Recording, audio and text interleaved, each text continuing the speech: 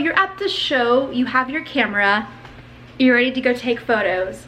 Then you look back at your footage and see this in your viewfinder. I've been there. I've been there quite a lot. It's the most frustrating thing because it's overwhelming. The show's already going on. The last thing you want to do is just be fiddling with your camera. You're supposed to be shooting the band and you're too busy looking at your functions and settings and moving knobs and freaking out and panic shooting. Let's change that. I am here to tell you literally the formula that I use for all of my concert photos, whether they are on big stages or they're just at local bars.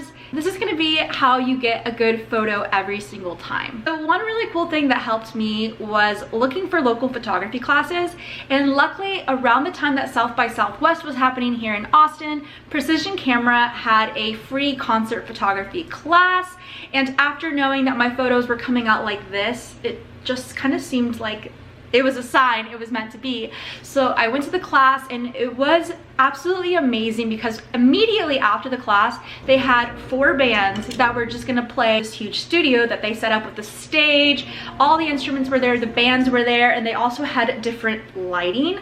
Here I go inside the studio, ready to take photos of the band, and I am still getting the craziest, blurriest images.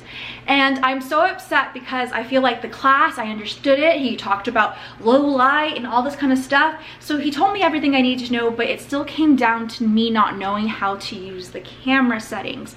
I go to the instructor and I said, look, they're turning out like this. And he's like, oh, well, your settings are completely off. And he set it to this, and it changed my life. It literally changed the game for me. It changed how I view concert photography. This is my go-to, and so just to please, I'm gonna post the photo right here.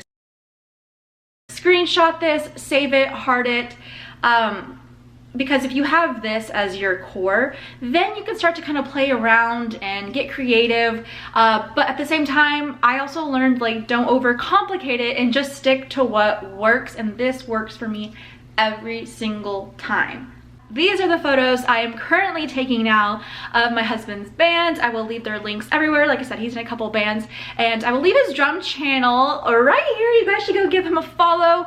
He, like myself, we're just creators having fun. He does music, I do photography and YouTube, and he's a YouTuber. So it's just, if you could support us as a couple, we would love that. I will say that these settings are more specific to smaller venues, dive bars, or just really small venues in your local area. You could probably use these settings in big arenas, but then it's just also different lighting in general, which is my next thing I want to talk to you guys about, is different types of lighting.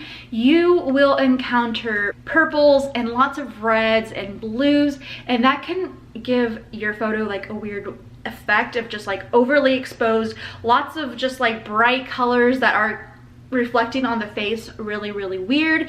So I have a preset that I use to help me along the way in order to take better photography photos from going to something that I liked, the raw image. I really liked this image, but I just wanted to modify it ever so slightly. That way it looked a little bit crisp, the colors were more balanced, and that way your overall photo isn't just a shock of color.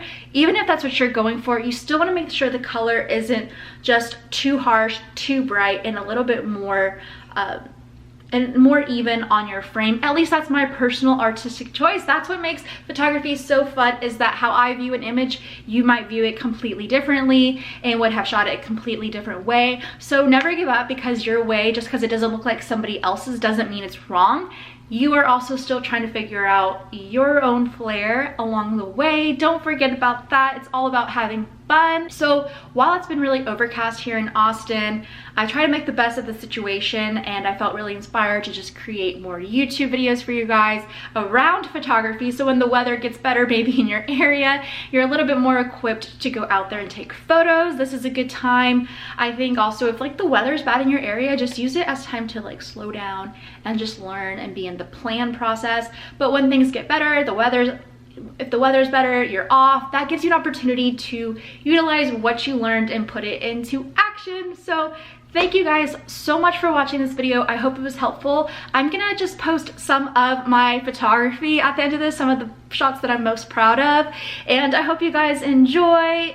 Here's all my socials.